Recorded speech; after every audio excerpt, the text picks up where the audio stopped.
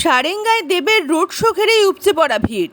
প্রচারে নতুন উচ্ছ্বাস দেখা দিল। বাঁকুড়ার সারেঙ্গা তৃণমূলের প্রার্থী ঠাকুরমণি সোরেনের সমর্থনে প্রচারে এসে জনসমুদ্রের সাক্ষী থাকলেন বিশিষ্ট চিত্রাভিনেতা তথা তৃণমূল সাংসদ দেব।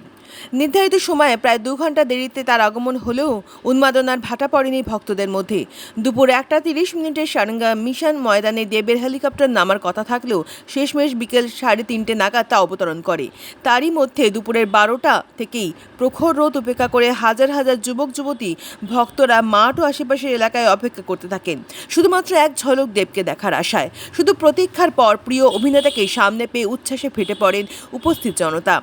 মিশন ময়দানে নামার পর দেব গাড়িতে করে পৌঁছান সারেঙ্গার গোবিন্দপুর এলাকায়। গোবিন্দপুর মোড় থেকে সারেঙ্গার রাজাবাজার পর্যন্ত দলীয় প্রার্থী ঠাকুরমণি সোরেনের সঙ্গে তিনি রোড শো করেন। রাস্তা জুড়ে দুই পাশে উপচে পড়া ভিড় সামাল দিতে হিমশিম খেতে হয় পুলিশ কর্মীদের।